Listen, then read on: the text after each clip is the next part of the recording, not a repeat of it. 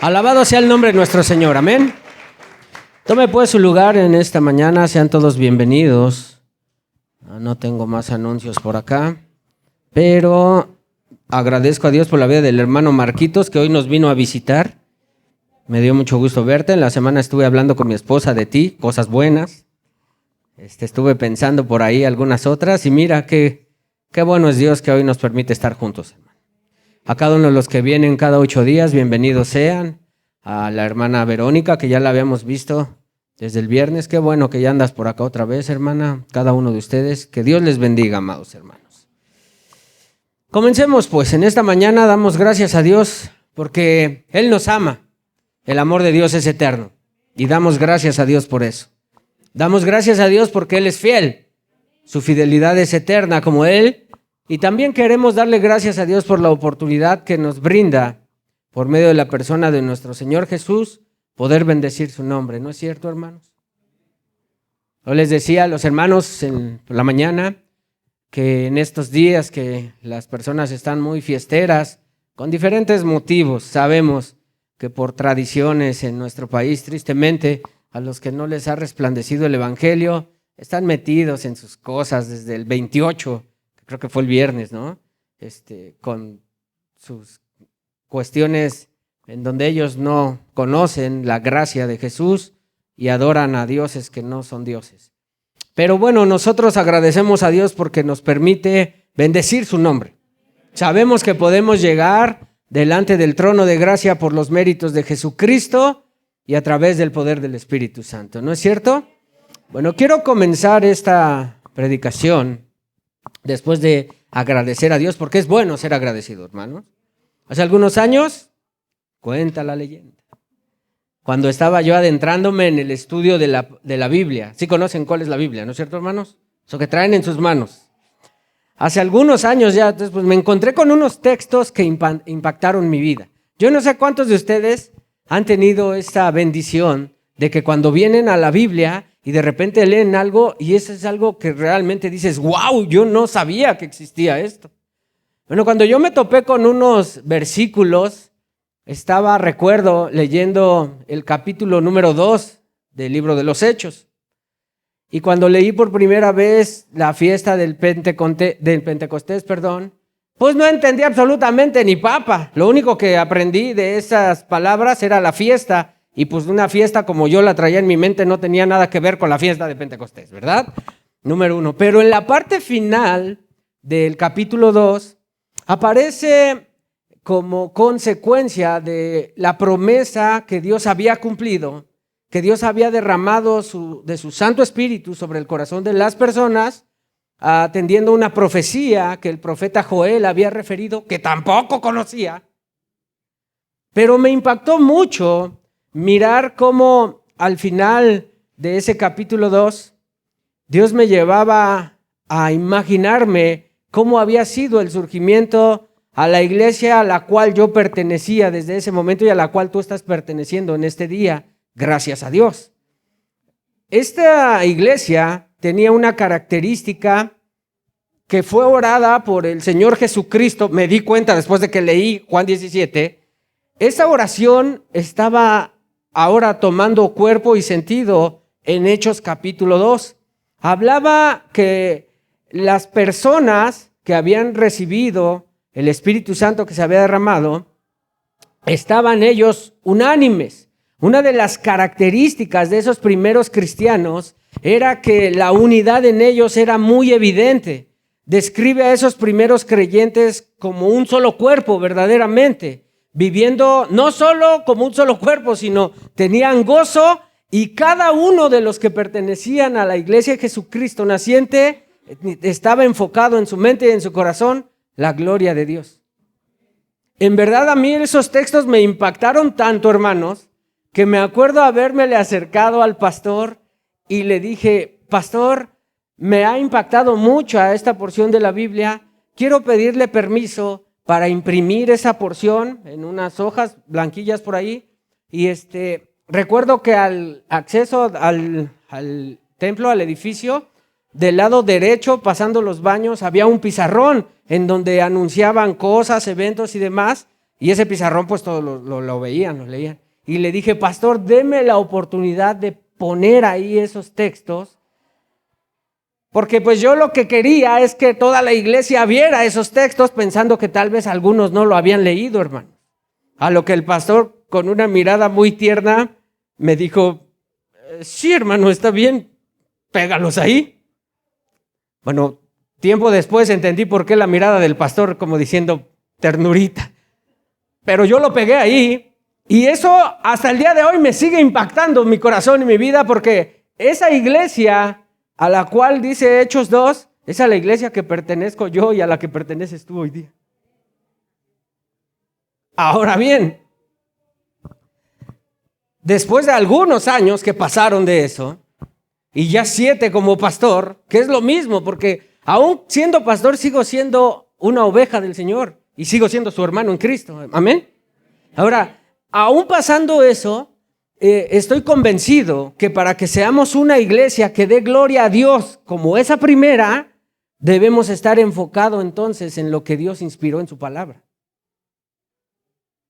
Lo que pretendo decirle esta mañana es que no espero irme al Tíbet 40 años para que Dios me revele cómo es que debemos llevar a cabo nuestra función como iglesia, porque esa función ya está inspirada en su palabra. Quiero compartirle pues entonces estos textos y de ahí desarrollar la predicación del día de hoy, que tiene por título: el sello de la iglesia es la coinonía. Cuando yo me refiero a un sello, me estoy refiriendo a algo que indica pertenencia de. Es una marca distintiva. Bueno, la marca distintiva de la iglesia es la coinonía. Si somos iglesia de Cristo, la coinonía tiene que ser una parte de nuestras vidas. Que Dios hable a nuestros corazones. Amén. Hechos capítulo 2, versículo 42. Versión Las Américas, por favor. Dios es bueno, amén. Cuando yo digo Dios es bueno, pretendo que usted entienda que Dios es bueno. ¿Para cuántos Dios es bueno, hermano? Amén. Entonces ya no estamos entendiendo, amados hermanos. Todos los que han recibido alguna bondad de parte de Dios, por favor, le quiero pedir con mucho respeto que se una en la lectura de la palabra de Dios en esta mañana. Amén. Leemos pues 1, 2, 3. Y se dedicaban continuamente a las enseñanzas de los apóstoles, a la comunión, al partimiento del pan y a la oración. Ese solo texto déjamelo ahí congelado un rato. En este primer texto aparecen 4 cosas que caracterizaron a la iglesia naciente. Y quiero entonces, como parte de esa iglesia y como pastor de esta congregación, que atendamos a la estrategia que Dios ha revelado en su palabra para que la iglesia hasta el día de hoy continúe gracias a lo que Dios estipuló desde un principio. ¿Y qué era entonces lo que tenían estas personas? En este periodo entonces de tiempo, como pastor, antes de explicar el texto, he podido escuchar, observar a otros ministros de Cristo, entiéndase, pastores, líderes y diversas personas en diferentes lugares y en diferentes circunstancias. ¿Cómo en cuáles, pastor? Institutos o en algún curso que he tomado con la intención de servir a Dios y desarrollar el llamado que Dios ha puesto en mi vida de manera efectiva, hermanos. Y he escuchado en medio de todo esto métodos y estrategias para dar crecimiento a la iglesia de Cristo. Bueno, quiero decirle que sin intención de atacar a nadie, que esa no es mi intención, y tampoco quiero sonar religioso porque detesto estas cosas, siempre he pensado que Dios en nosotros y el poder que Dios puso en su palabra son suficientes para que la iglesia de Cristo hasta el día de hoy se siga sosteniendo. En eso creo. Ahora bien, es por eso que este día que vamos a celebrar la Santa Cena, debemos poner un especial énfasis en la base que tiene la iglesia de Cristo, en los pilares que aparecen en esos primeros textos. En los textos, en este específico que vamos a analizar, resaltan 4 cosas que realizaban los primeros creyentes. Si usted lee conmigo, lo primero que ellos hacían es que continuamente se dedicaban a la enseñanza de los apóstoles. Lo segundo que ellos hacían es que ellos practicaban la comunión. Lo tercero que aparece en el texto es que ellos también realizaban el partimiento del pan. Y lo cuarto, igual de importante, todos se dedicaban a la oración. Cuando nos referimos al primer punto, dedicaban continuamente a la enseñanza de los apóstoles. Y ahí vamos a estar un ratito. Escúcheme bien. La enseñanza de los apóstoles. La pregunta que quiero tirar en esta mañana para desarrollar entonces este punto es: ¿qué diferencias pueden existir hoy día del mensaje evangelístico que emplean las iglesias al mensaje central de los apóstoles? ¿Ustedes creen que hay diferencia? Sí. Escuche, el tema central del evangelio de Cristo siempre ha sido el mismo, pero el día de hoy el centro del mensaje no es Dios, sino tristemente es el hombre. Por eso es que debemos analizar cómo es que surgió la iglesia. Escuchan cosas hoy día, basta con que le piques a tu televisión y te vayas al canal cristiano. Pastor, pero esa no es buena referencia. Bueno, hermanos, es que yo no puedo ir a sentarme a otras congregaciones, porque a la congregación donde Dios me plantó fue aquí.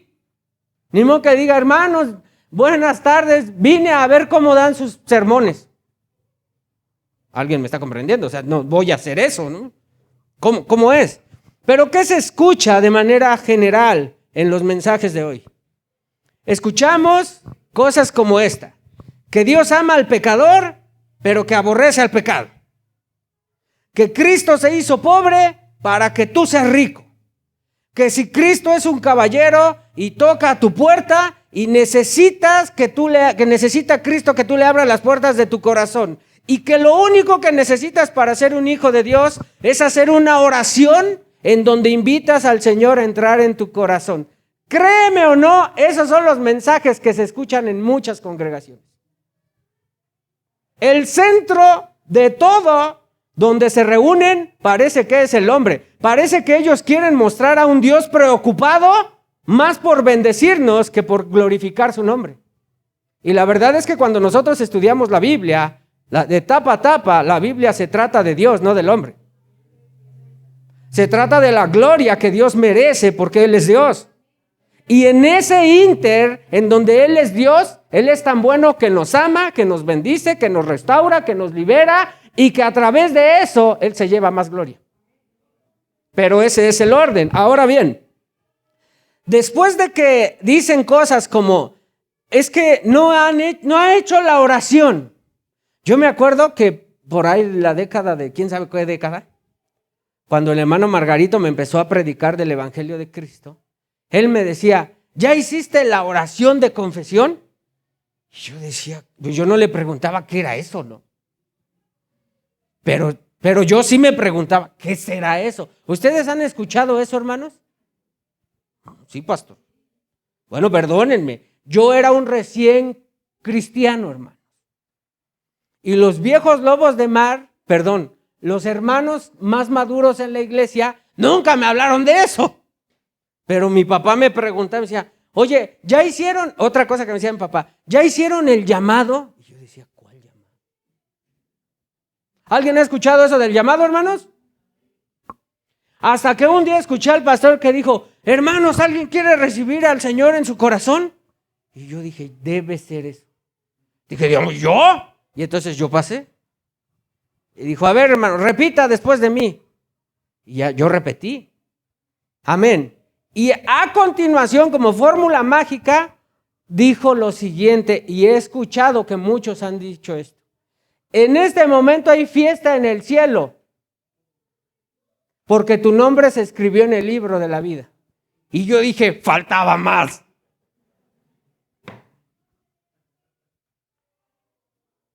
Y desde ahí comienzas a mirar una gran diferencia entre las enseñanzas de los apóstoles y lo que hoy día pretenden que sea el Evangelio de Cristo, en donde el eje central del Evangelio es el hombre y no es Cristo ni su gloria.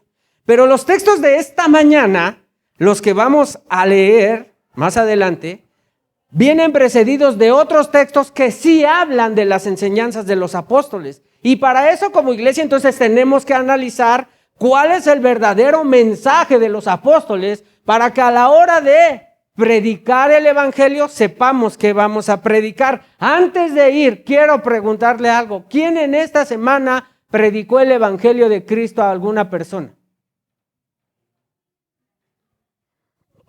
Por supuesto que yo, pastor. Gloria a Dios, está bien. Pero vamos a ver qué tan diferente es tu mensaje que diste versus el mensaje que dice Dios que hay que dar. ¿Están amarrados a sus sillas, hermanos? Ok, amárrese más. Vayamos pues al mismo capítulo, al versículo 16, donde comienza todo esto.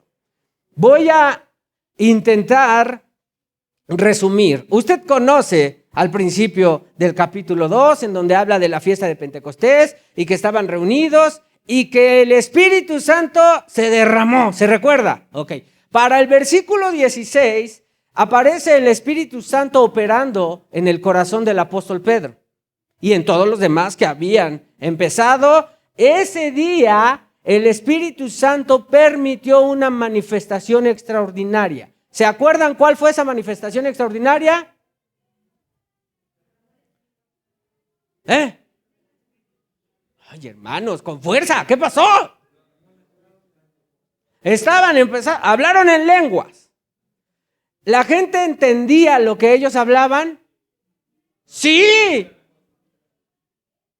Sí entendieron. De tal manera que se sorprendieron unos y dijeron, si usted ve bien el capítulo, dice que muchos dijeron, ¿cómo pueden estos hombres sin letras estar hablando el idioma que yo puedo expresar si ellos no son de esa región? Lean bien, ahí tienen, por favor, leanle bien, hermanos, Que sí, ¿cómo no? Unos que no entendían, es como si usted va a Rusia, hermanos. ¿Cuántos saben ruso? Sabemos frases, ¿no? Subir al camión. Suben, strojan, bajan. Eso es ruso. Eso no es ruso, suena ruso, pero no. Y tú vas a Rusia y ves que están dos comadres. Bueno, dos compadres. Y están... Y tú dices, uy. Y nunca habías escuchado nada del suben, strojan, bajan. ¿No? Y entonces dices, estos, mira, ya vienen. Es lo mismo que pensaron todos los que estaban escuchando a los que estaban hablando en diferentes idiomas. De tal manera que Pedro le dijo, ey, escuchen, no. Ellos no entraron a echar pulques, no, eso no. Chequen hora, está ocurriendo algo. Entonces Pedro comienza a predicar. Y lo primero que enfatiza Pedro es que dice, esto es lo que fue dicho por medio del profeta Joel. Ahora, le está predicando a judíos que van a celebrar la fiesta, ¿cuál? De Pentecostés. Ellos entonces conocen al profeta Joel y a su profecía. Lo conocen, hermanos. Ahora entonces, comienza y dice en el versículo 17, por favor, lean conmigo los que hablan ruso. 1, 2, bueno, espérate, pero ponme el 17, hermana, por favor, porque si no, ¿cómo leemos ruso? 1, 2, 3. Y sucederá en los últimos días, dice Dios, que derramaré de mi espíritu sobre toda carne, y sus hijos y sus hijas profetizarán, sus jóvenes verán visiones, y sus ancianos soñarán sueños. ¡Wow! Entonces, lo primero que hace Pedro es que cuando él comienza a predicar, no se inventa historias. Él cita una profecía bíblica. Una profecía aún mesiánica, porque esto tiene que ver, porque de aquí para adelante tiene que ver con reino de Dios. Ahora entonces ellos están escuchando algo que conocen y dicen, wow, esto es realmente interesante. ¿Qué tanto puede diferir esto de que tú vengas y le digas, Dios te ama, y solo repite esta oración. Piense tantito. Ahora vamos a avanzar. Entonces, cita al profeta Joel. Ahora avancemos al versículo 22, hermana, por favor. Y todos los que ya llegamos al 22, leen conmigo. 1, 2, 3. Escuchen estas palabras. Escuchen esto, El mensaje central del evangelio aquí aparece. Dice, Jesús, el Nazareno, varón confirmado por Dios entre ustedes. ¿Cómo confirmó Dios a Jesús, el de Nazaret? Con milagros, con prodigios y señales que Dios hizo en medio suyo a través de Jesús. Tal como ustedes mismos saben, verso 23. A este entregado, aquí está el sacrificio de Cristo. El apóstol Pedro está diciendo que no es obra de la casualidad, sino que es un plan que Dios ya había determinado en la eternidad. ¡Wow! Y dice, entregado por el plan predeterminado y el previo conocimiento ¿de quién? De Dios. Sí, claro, Dios conoce todo. Ahora bien, dice, clavaron en una cruz por manos de impíos y lo mataron. ¡Wow! Ok, aquí aparece la cruz. Pero en el versículo 24 eso no es todo el mensaje, sino que dice que Dios lo resucitó. Entonces, escuche, el evangelio de Cristo implica su vida, su obra, su muerte, pero también su resurrección. ¿Ok? Eso es completo, Esto es teología pura, básica para todo aquel que es iglesia de Cristo, hermanos. Por favor, guárdelo en su mente y en su corazón, porque después usted se va a ir a pare de sufrir. Bueno, no. Aquí estamos. Ahora bien, dice, poniendo fin a la agonía de la muerte, puesto que no era posible que Jesús quedara bajo el dominio de la muerte. Claro, ahora está enfatizando el poder de la resurrección. Ahora quiero que avance conmigo al versículo 36. Ya usted en su casa, al rato antes de dormir, cuando usted estudia la Biblia, lea todo el capítulo completo y explíquele a su esposa y a sus hijos. ¿Ok? Entonces, sepa pues, con certeza, toda la casa de Israel. ¿A quién les está hablando Pedro? A los judíos. Sí. Decía mi hija, papá, me sacaron tache en Biblia. ¿Por qué? Porque me hicieron una pregunta, pero yo creo que está mal que me hayan sacado tache. Dije, a ver, ¿qué te preguntaron? ¿Que dónde, con quién surgió la iglesia? ¿Si con los judíos o con los gentiles? ¿Con quién surgió? Pues con los judíos. De ahí se desarrolló todo y más adelante aparecen los gentiles y el apóstol Pablo y después es cuando viene el concilio. Eso suena mucho más teológico que decir que se tuvieron que desgreñar Pedro y Pablo hasta que se tuvieron que poner de acuerdo y decir, ya basta Pedro, tú quieres que se vayan al judaísmo y Dios no nos mandó a eso. ¿Están conmigo? Ok, pero voy a seguir en mi línea teológica. Ok, hermanos. Sepa pues con certeza toda la casa de Israel, que a este ¿quién? Ok, él sigue siendo el tema central, el Hijo de Dios, Jesús, a quien ustedes, segunda vez que Pedro les dice algo, ustedes lo llevaron a la cruz. Ahora aplíquese el texto, usted y yo llevamos a la cruz a Cristo. Este mensaje implica que nosotros los pecadores, por causa de nuestros pecados, Cristo cargó con nuestros pecados y el Padre lo clavó en la cruz. Eso es lo que está traducido ahí. Dice, a quien ustedes crucificaron, bueno, noticias. Después de ese evento que el mundo de ahí de alrededor conocieron, y más adelante el mundo entero conoció, bendito sea Dios. Dios lo ha hecho Señor y Cristo. Nada de caballero. No es lo mismo decir que Cristo es un caballero a que decir que Cristo es Señor. Hay un abismo de diferencia entre una cosa y otra. Porque decir que Él es Señor implica de gobierno y autoridad máxima. ¿Sabes por qué? Porque Él es Dios. Entonces ahí tienes tú pensando que Dios te va a pedir permiso en tu corazón y tocarte para ver si tú le das permiso de entrar en tu corazón o no. Eso no se soporta en la Biblia. Basta ya de sus chuecuras evangélicas que traen. Con mucho respeto. Pero basta, ya es suficiente. Ahora bien, Señor. Sí, Filipenses habla de este señorío. Lo obtuvo humillándose, despojándose del poder de su deidad y asumiendo una forma de siervo. Humillándose hasta lo sumo, y por eso Dios lo exaltó hasta lo sumo y le dio el título de Señor. Y ahora la palabra Cristo, que les importa mucho a los judíos, habla del Mesías anunciado, del Mesías esperado. Y lo que Pedro les está diciendo, al Cristo que esperábamos, al Mesías esperado, lo clavamos en la cruz. ¿Ya vio qué hermosa es la palabra de Dios? Ahora bien, versículo 37. ¿Qué ocurrió y qué es lo que va a ocurrir cuando a la gente le predicas el evangelio de Cristo si aplica lo que Efesios dice? ¿Qué dice Efesios? Efesios dice que nosotros fuimos escogidos desde antes de la fundación del mundo para que Dios nos salvara. Parafraseo. Entonces, cuando una persona es escogida de parte de Dios para la salvación, va a ocurrirle algo cuando escuche el mensaje del evangelio, que es a continuación lo que ocurrió. Lean conmigo, 1, 2, 3.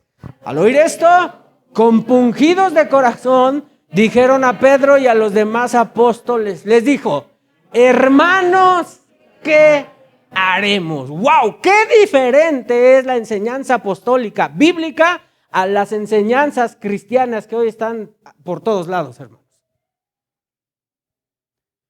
¡Wow! ¿Qué haremos? ¿Por qué? Porque el Espíritu Santo ahora está operando en esas personas que están escuchando acerca del Hijo de Dios, acerca del mensaje de salvación que había sido anunciado por el profeta Joel, y ellos están viendo y están escuchando que esa profecía se cumplió ese día.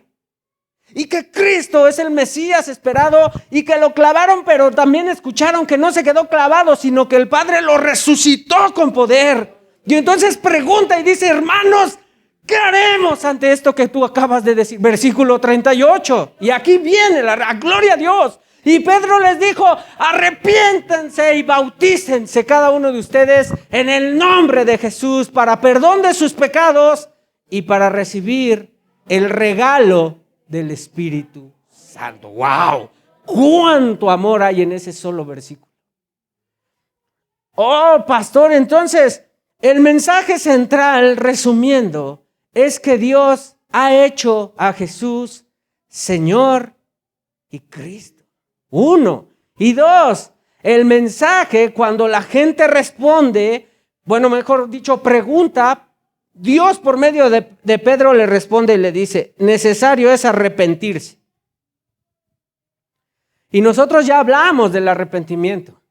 No como, ay, me sentí mal, le echo ganas tantito y después vuelvo a mis chuecuras. No, acuérdese que eso tiene que ver con un cambio de pensamiento derivado de un cambio de corazón, porque he aquí, todo aquel que está en Cristo, las cosas viejas pasaron y aquí todas son hechas nuevas. 2 Corintios 5:17. Eso es. Esas son las matemáticas de Dios. ¿Ok? Ahora entonces dice, arrepiéntanse. Arrepiéntanse, cambien su manera de pensar. Ustedes por pensar mal de Cristo lo clavaron, pero Él es Cristo. De hecho, gracias a que lo clavaron y que el Padre lo resucitó, es que ahora esta profecía se pudo dar lugar aquí y ustedes son testigos de ello. Arrepiéntanse. Lo mismo que dijo Jesús, lo mismo que dijo Juan el Bautista.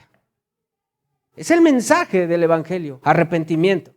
Si tú le dices, ¿sabías que Dios te ama? Sí, es parte de, pero si tú no le dices a la persona que estás evangelizando que él es pecador y que necesita arrepentirse de sus pecados, eso no es el mensaje del evangelio. ¿Cómo va a comprender que necesita un Salvador si no le explicas que él está muerto en pecados y delitos? Cuando te dicen, oye, ¿tú sabías que Cristo te ama? Sí, ¿a mí qué me importa? Claro, porque tú no eres consciente. ¿Tú qué? Mira, piensa en esto. Tú llegas con alguien que no fuma, que no toma, que es buen trabajador, que tiene buena economía, que intenta llevar buenos valores que sus padres le implantaron, pero con Dios él no tiene nada que ver. Intenta llegar con él y decirle que Dios lo ama, a ver qué te va a decir. Pero sí, pues por supuesto que Dios me ama, pero si yo me porto mejor que tú. Pero si tú no vas y enseñas lo que la palabra de Dios dice, que Él es un pecador que necesita perdón de sus pecados y que Cristo viene a perdonar esos pecados, entonces va a decir, pues vete por allá con tu Cristo. Yo estoy bien aquí prendiendo veladoras y mi pan de muerto sabe bien rico, hazte para allá. ¿Alguien me entiende, verdad que sí? Ahora entonces, número 1, arrepentirse. Y número 2, bautizarse. Pero el bautismo no como un ritual, hermanos. Porque muchos, y es una frase muy difícil que mi hermano Margarito dice, pero que yo no la voy a decir, pero que luego si se queda a comer se la digo al rato. Llega a las aguas un pecador no arrepentido. Baja a las aguas y ¿sabe qué sale? El mismo pecador no arrepentido, pero mojado. Ese es el punto. ¿Por qué cree que del otro lado, así, en la iglesia católica, apostólica y romana, dicen, quieren para hacer o resumir esto de, ¿ya bautizaste a tu hijo? Le llaman de otras 2 maneras. ¿Ya le pusiste nombre al niño? Que refieren el bautismo. Y la otra dice, ¿ya le tumbaste el cuerno? ¿Ya le tumbaste el cuerno? Quiere ver si ya lo bautizaste, ¿no? No se refiere cuando están ahí en la pila del bautismo y se les cae el niño y se ¡crack! No, eso no. Que si ya lo bautizaste. Bueno, tú dices, pero eso es como un ritual. Sí, tristemente en la iglesia, si no se explica qué tiene que ver entonces con el bautismo, entonces estaríamos haciendo exactamente lo mismo, un ritual. A ver, pastor, si no es un ritual, entonces, ¿qué implica? Implica salvación. Cuando el apóstol Pedro está diciendo, bautícense, lo que está diciendo él es que, número 1, tienes que identificarte con la vida, obra y muerte del Señor Jesucristo. De hecho, de manera, como un símil, como un paralelo, cuando Cristo muere y después Dios lo levanta, cuando nosotros bajamos a las aguas es como decir que estamos muriendo al pecado y estamos resucitando para Cristo. Ahora, públicamente lo hacemos porque esto tiene que ver primeramente con Dios, pero también hay una nube de testigos alrededor nuestro. Nosotros no nos avergonzamos de decir que Jesús es nuestro Señor. Qué bendición decir eso. Tengo un amo y es bueno. Amén. Entonces, por eso algunos de aquí que están, dicen, entonces eso del bautismo, ¿cómo? Porque a mí sí me bautizaron cuando yo era niño. Y otros se van al extremo, que estaban en otra congregación ya cristiana y dicen, pastor, pero yo me bauticé allá, pero me tengo que volver a bautizar acá. Tampoco, hermano. Pues en cada lugar que vas te vas a bautizar. A ver, ¿cuántos de aquí no se han bautizado?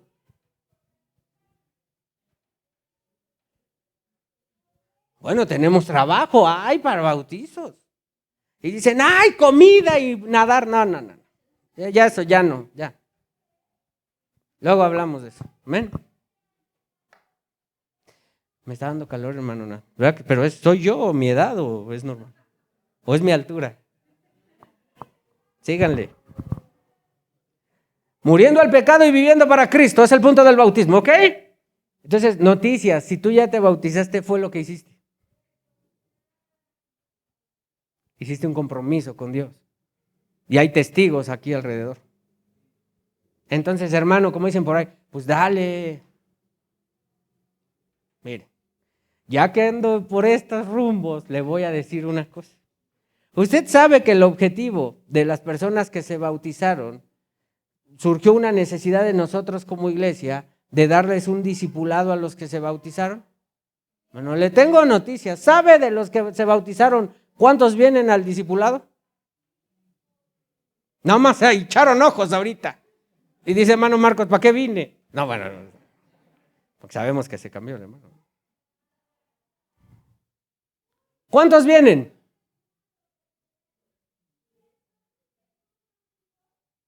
Una, dos. y 3. Casualmente son mujeres. ¿Quién sabe por qué? Pero luego hablamos de esos temas, hermano. Y lo mejor de todo eso es que ellas sirven a Dios. Bendito es nuestro. ¿Cómo no estar agradecido de un Dios así, hermanos? Un pedazo de carne, ¿qué le puedo dar a mi hija si no frijoles y huevo? Y que Dios le dé la salvación y la vida eterna. Uy, estoy pagado, si fuera eso en mi pago, hermanos. Amén. Pero bueno, avancemos para que no diga, ya tenía que sacarlo. No. Segundo punto. Después de que, si nos regresamos, hija, estábamos en Hechos, mismo capítulo 2, pero estábamos en el versículo número 42. Ya tocamos entonces la dedicación continua a las enseñanzas de los apóstoles, ¿verdad? Ahora vamos a pasar a la comunión. ¡Ay, se parece a la comunión de la... No, espérate. No, ya el pastor ya se nos está echando que el agua bendita, ya nos sacó el bautismo y ahora la comunión. Ahí están. ¿Saben por qué lo hacen? Los que no saben son los que lo practican, que están más chuecos que un boomerang. ¿Pero a qué se refiere la comunión? A ver, hermanos, ¿cuántos hicieron su primera comunión? Bueno, pero no se refiere a esa comunión. Si te quemaste con esa vela que se estaba escurriendo todo el tiempo que estuviste ahí, con un libro que cargaste y nunca lo leíste, no se refiere a esa comunión. ¿A cuál comunión, pastor? Bueno, vamos a ver a qué comunión, porque la palabra comunión en ese texto es la palabra griega koinonía, y de ahí el tema del día de hoy. ¿Y qué quiere decir eso de qué? Koinonía, no es una marca de helados, hermano. Koinonía quiere decir comunión. Koinonía es tener comunión, que viene de la palabra koinos, que significa compañerismo. Esa palabra, compañerismo, suena medio rara cuando la quieres aplicar a la iglesia. ¿Por qué? Porque solemos ser malos compañeros, hermanos. Pero Dios pretende que exista koinonía entre nosotros como iglesia. Escúchame bien. Koinonía denota la parte que uno tiene en cualquier cosa, es decir, una participación, un compañerismo reconocido y con gozo. Así se usa de las experiencias e intereses comunes de los cristianos. Entonces, ahorita tú haces pausa y los que están adelante voltean y dicen, o sea que yo soy compañero de todos estos. Sí, y todos estos son compañeros tuyos. Para poder construir, hermano Natanael, una torre con bloques de madera, ¿cómo se llama ese juego, el Jenga? ¿Qué es más fácil? ¿Que los vayas haciendo tú o que todos tus compañeros te ayuden a apilar los bloques? Yo creo que la respuesta es bien sencilla, ¿verdad que sí, hermanos? Bueno, cuando Dios te ha plantado en este lugar, espera que pretende Él que tú y yo comprendamos que no somos solo simples personas individualistas, sino somos parte de una comunidad. ¡Otra vez con eso el pastor! No, pues yo no.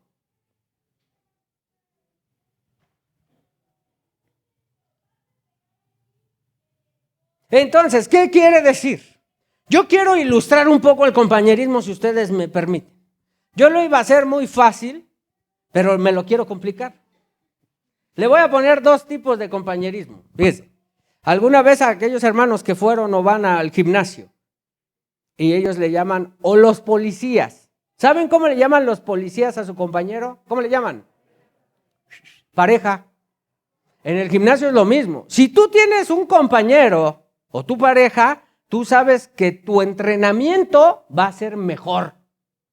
Porque ese, cuando se te están saliendo los ojos de las órbitas, viene y te ayuda. Jaloncito. Cuando dices, ya no puedo, viene y te dice, ¿cómo que no? ¡Otra! Y dice, no soy niña, no eres niña, ¡otra! ¡Ah! ¡Ah! ¡Eso! Como dice mi Dani, ¿no? ¡Eso, caray! ¡Eso es un compañero!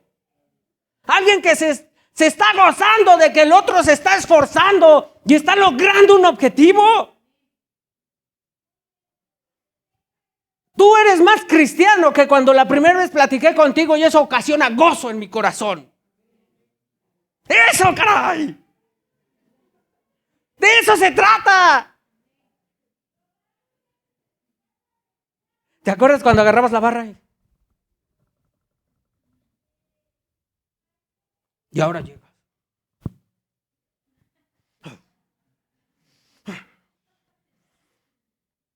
87.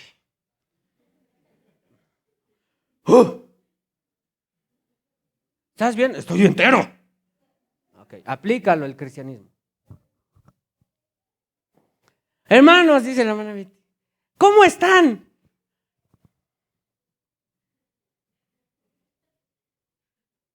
Dios es bueno, hermano. Pues ni modo que no. También habla con ella, ¿no? Hermanos, ya apúrate, llegamos bien tarde. Hermanos, Dios está en este lugar. Ya deja ahí la Biblia. Qué buenos compañeros. Va a terminar el servicio. Cuando los compañeros espartanos terminan, tienen un ritual. Ellos quieren comer.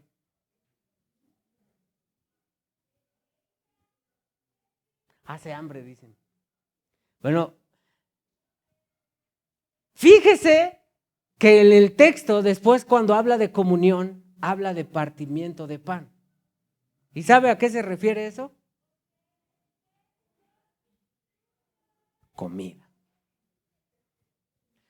Si los hebreos no hubieran sido hebreos, o mejor dicho, si Cristo hubiera nacido mexicano, en lugar de pan hubieran salido tacos.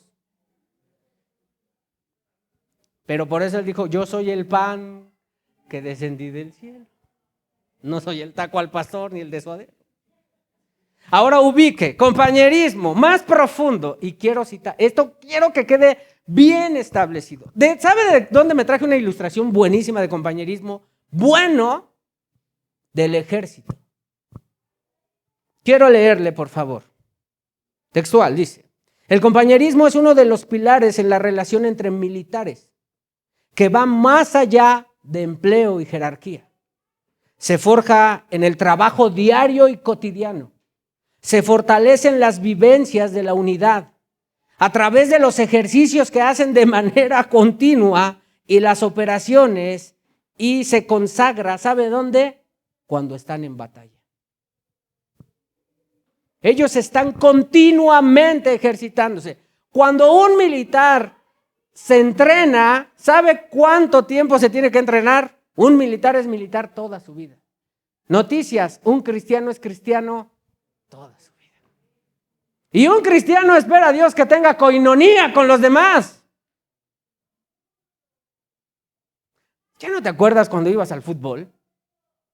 Y que te decían, ándale, vamos, nos haces falta. Bueno, pero no doy para el arbitraje. No, yo te lo pago. Pues vamos. ¿Cómo ibas con tus chutes aquí? Colgando, y llegabas, ¿a qué hora? A la hora que sea, en donde sea, 7 de la mañana en Eduardo Molina. Ahí estábamos.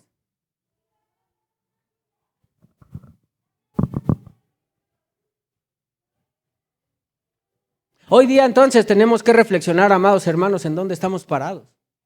Es increíble que por un lado pregonemos que nuestra hermandad viene derivada de la relación que tenemos con nuestro Dios, porque Dios es nuestro Padre, ¿no es cierto? Bueno, Él es común con nosotros, Él es nuestro Padre en común. Noticias, todos los que estamos aquí somos hermanos. Y Dios espera que tengamos coinonía unos con otros. Ahora entonces, ¿pero cómo se desarrolla la coinonía? ¿Por WhatsApp? ¿O por videollamadas? ¿Se imagina un ejército de un país que sea entrenado por vía WhatsApp, hermanos? Eso no va a funcionar nunca. Entonces, cuando Dios espera de nosotros que seamos y que tengamos koinonía, espera entonces que no solo entendamos, sino que verdaderamente vivamos eso. ¿Se imagina que nosotros fuéramos realmente un ejército, hermanos? Porque la palabra de Dios dice que nosotros somos eso. Si usted ve luego películas chistosas de Cantinflas o de esos cómicos de antes, en donde no saben usar las armas, muchos nos veríamos así. En lugar de dispararle al enemigo, estaríamos con fuego amigo nosotros, hermanos. Desafortunadamente, muchos por no saber usar las armas, pero muchos sí con conciencia, que en lugar de darle al enemigo, le doy mejor a mi hermano porque me cae gordo. ¡Pum! Muere. ¿Sabes cómo llegamos a eso? Cuando hablamos mal de unos con otros, cuando murmuramos de otros, cuando no estamos de acuerdo con algo y en lugar de pensar por qué se está haciendo eso y platicar y llegar a un acuerdo, y empiezo a murmurar y a regar el cáncer por la iglesia. ¿Sabes quién está en medio de todo eso? Se llama Satanás. Porque mientras Dios quiere unidad en su iglesia a través de la koinonía, lo que quiere Satanás es que te caiga gordo el otro, y si te cae gordo el pastor, más mejor, dicen por ahí, porque ese loco es el más loco y entonces no le hagas caso de nada. Bravo. ¿Cuál koinonía?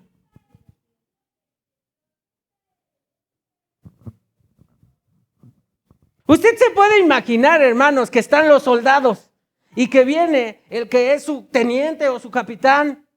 ¿Y cómo se ponen ellos?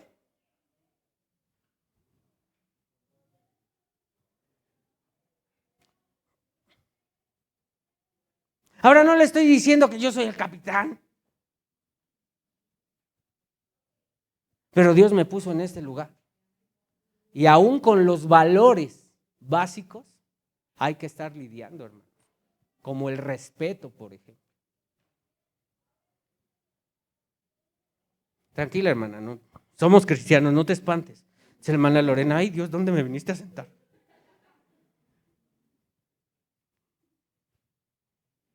Calmation. ¿Qué no sabe inglés la hermana? Le vamos a enseñar. ¿Dónde estamos parados, amados? Ahora, escuche, de repente pudiéramos parecernos tanto al pueblo de Israel, qué bíblicos somos. 40 años no les bastaron para estarse queje y queje y queje. Primero, ahí viene el faraón. ¿Para qué nos sacaste? Nos vamos a morir aquí. Después la libran y después dijeron, carne, no hay carne. Allá les va la carne. Agua, no hay agua. Allá va el agua. Y luego se quejaron y dijeron, ¿y por qué Moisés? ¿Y por qué él y no yo? O la hermana. Hermano. Hay respuestas que nosotros no tenemos, pero la voluntad de Dios está operando, hermano. Deberíamos seriamente estar meditando en este mensaje acerca de la koinonía. Un compañerismo con un objetivo central. ¿Cuál es, pastor? La gloria de Dios derramada en nuestras vidas. No queremos fuego amigo, hermanos. Suficiente tenemos con el enemigo que anda como león rugiente queriéndonos devorar. Él es nuestro enemigo, no tú. Tú no eres mi enemigo y yo no soy tu enemigo. Nuestro enemigo es Satanás. El Señor reprenda al diablo. Pero entonces cuidemos nuestra manera de vivir y nuestra manera de estar haciendo koinonía entre nosotros, amados. Pero ¿y por qué la hija del pastor tiene que tocar? Fíjate que nunca me había puesto a pensar en eso, pero a lo mejor alguien se lo ha preguntado.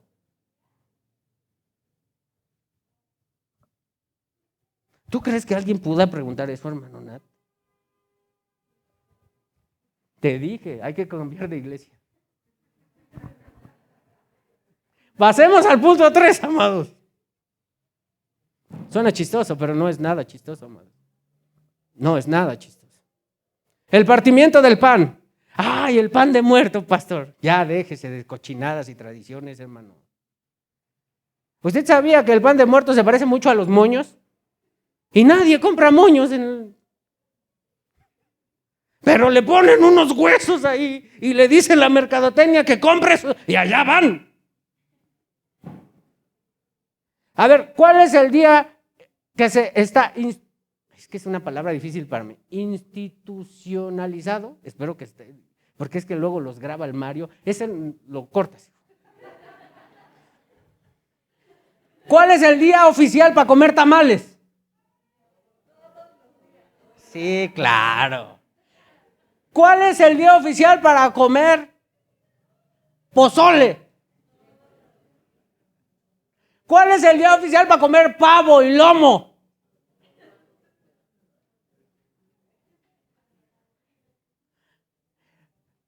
Rosca de no reyes.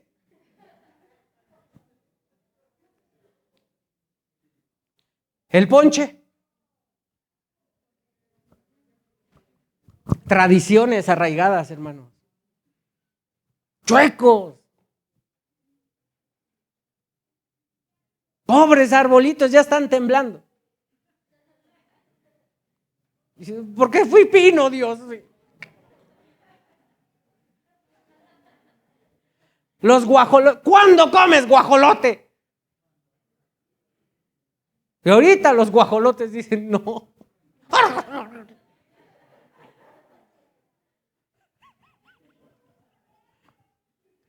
Mire, le tengo una mala noticia para otros que son bien tradicionalistas. Las uvas, si ahorita están caras, espérese para sus 12 uvas. Porque usted ya redimió lo de las uvas. Son en honor a las 12 tribus de Israel. No, ¿para qué les doy ideas?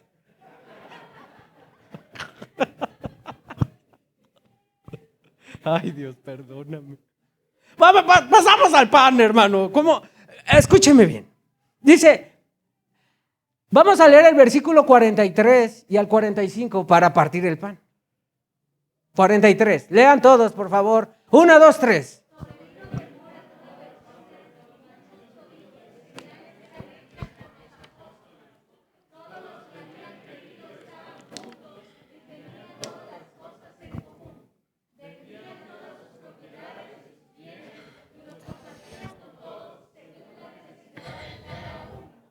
A este punto se debe resaltar que el comienzo de la iglesia de Cristo vino acompañada de un corazón realmente transformado.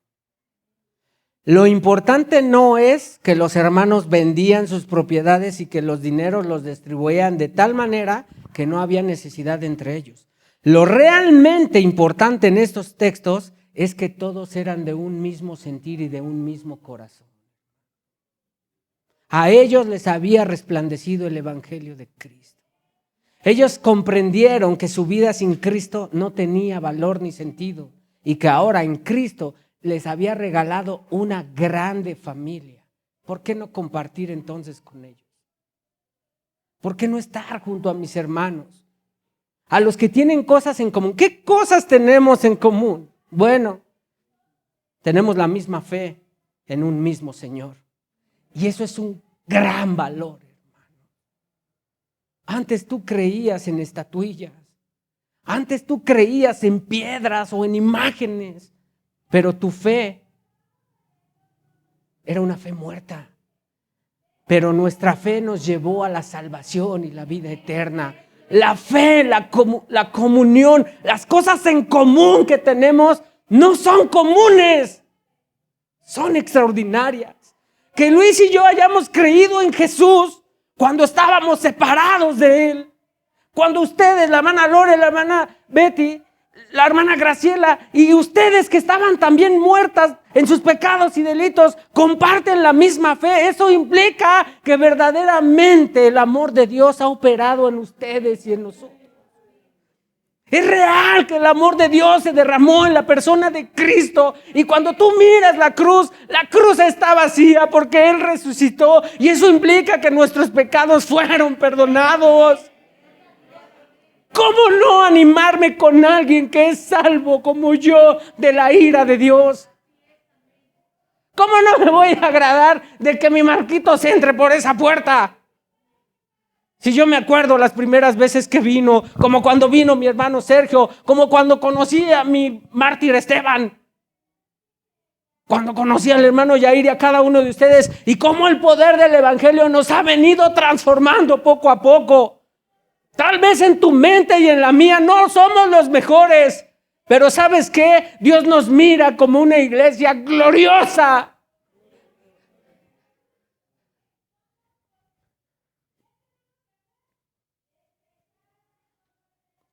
Tenemos una misma fe porque tenemos un mismo Dios, tenemos un mismo Salvador, tenemos hermanos. Compartimos también el evangelio. ¿Por qué? Porque el evangelio es poder de Dios para salvación. Y si pudiéramos hablar de los milagros, el simple hecho de que tú y yo hayamos pasado de muerte a vida es el milagro más grande que Dios nos pudo haber regalado.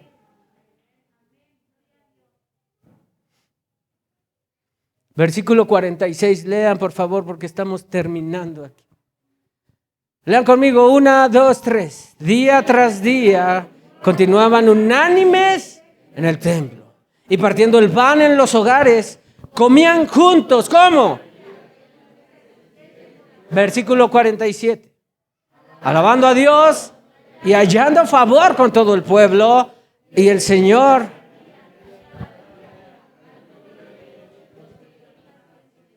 Este es el último punto de esta predicación.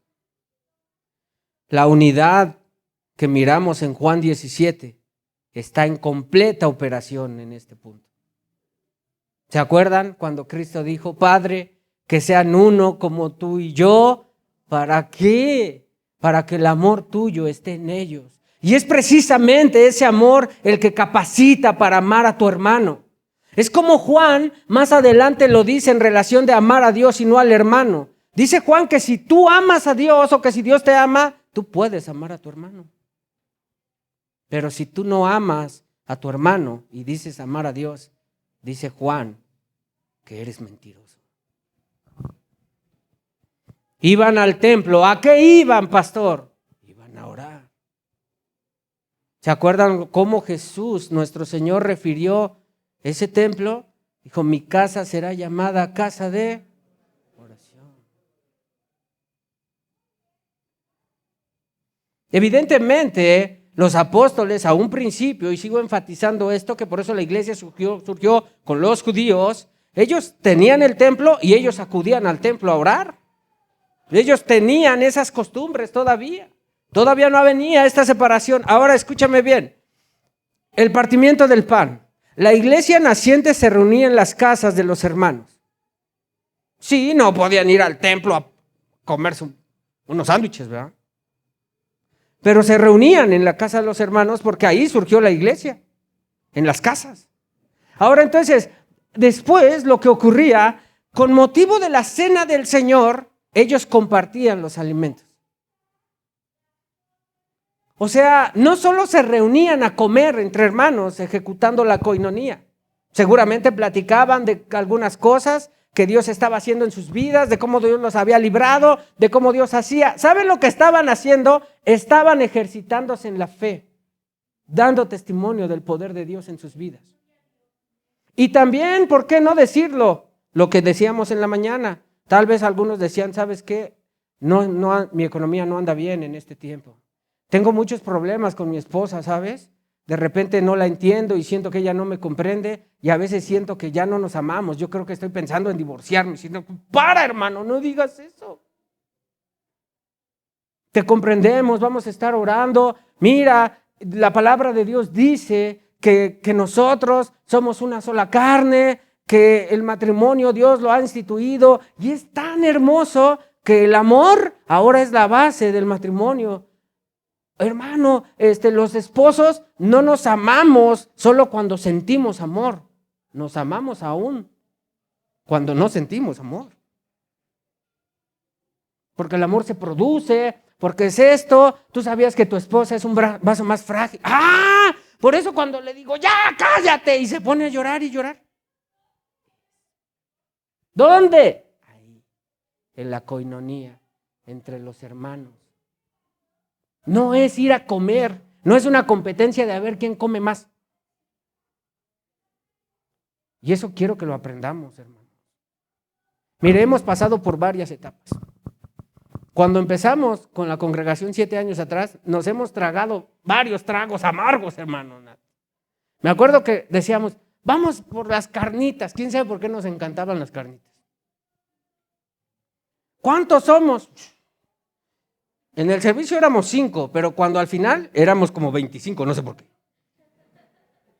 Bueno, porque Dios obraba milagros. ¿Cuánto? A ver, 1, 2, 25. Pues como cuántos kilos de carne, lo que sea, ¿no? Y ya llevábamos. Oremos, Padre, te damos gracias. Amén.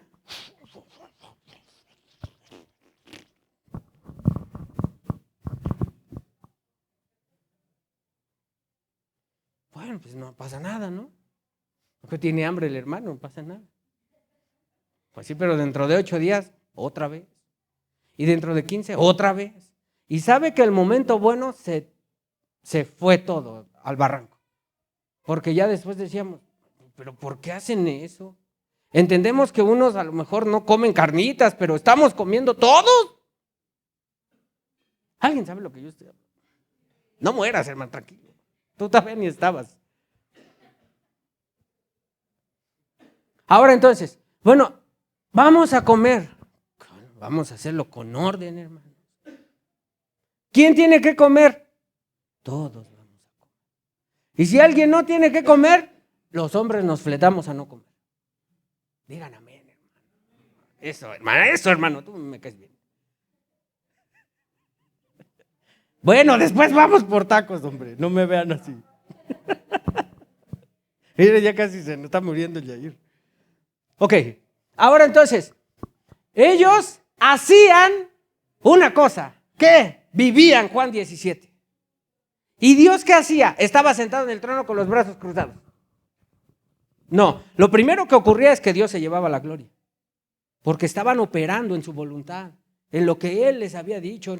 Y lo segundo es que Dios iba añadiendo cada día el número de aquellos que iban a pertenecer a Él. Iglesia, nosotros hagamos lo que nos toca hacer y Dios siempre va a hacer su trabajo. Ahora ve los grandes beneficios de la coinonía. Pastor, necesitamos ir a tomar discipulados de cómo va a crecer la iglesia. Hermano, ahí está cómo crece la iglesia. Dios lo reveló hace tiempo y nosotros tenemos que considerar su palabra. Cuando la iglesia hace lo suyo, que es glorificar a Dios por medio del amor, Dios hace su parte, como el apóstol Pablo refirió, que el crecimiento, ¿quién lo da? Somos la iglesia de Cristo, amados hermanos, y eso no debemos nunca olvidarlo. Podemos equivocarnos, pero le digo algo con todo mi corazón, no queremos equivocarnos. Por eso esta tarde lo quiero invitar a que reflexionemos cómo es nuestro andar entre hermanos. Como hijos de Dios y de un solo Padre y de un solo Señor, debemos aprender a practicar la coinonía. La iglesia surgió con estos hombres, pero de ahí derivaron varias más congregaciones. Y sabemos que 5 de las 7 que aparecen en Apocalipsis, 5 recibieron corrección de parte de Dios. Ahora, cuando usted lee cada carta del Nuevo Testamento dirigida a una congregación, y en cada una de ellas, ¿sabe cuál era el motivo de las cartas? Corrección para la mala doctrina en las iglesias y la mala práctica de, voy a citar algunas, Romanos, Corintios, Gálatas, Efesios, Tesalonicenses, Colosenses, Filipos, Pedro, Juan, Filemón, Judas, Santiago, Timoteo, etcétera, etcétera, etcétera. En todas Dios corrigió su andar.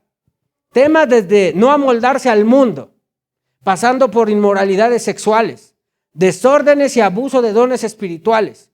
Temas que tenían que ver con corregir la segunda venida del Señor. Una fuerte reprensión a los Gálatas llamándolos insensatos por intentar volver a la ley de la cual Dios los había sacado. Amistad con el mundo resulta enemistad con Dios. Cuidar la doctrina, aviso del enfriamiento en los últimos tiempos. cuidado con la lengua, el amor de los unos a los otros, el defender nuestra fe y terminando Apocalipsis con la corrección a la iglesia que ya mencioné. Por eso Pablo, inspirado por Dios, dijo lo siguiente, estando convencido precisamente de esto, que el que comenzó en ustedes la buena obra, la va a perfeccionar hasta el día de Cristo Jesús. Iglesia, cobremos ánimo.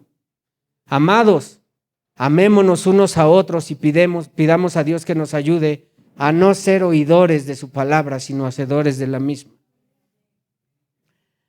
Que Dios produzca la fe necesaria para dar testimonio que Dios es más grande, porque así dice el texto, que es más grande el que está en nosotros que el que está en el mundo.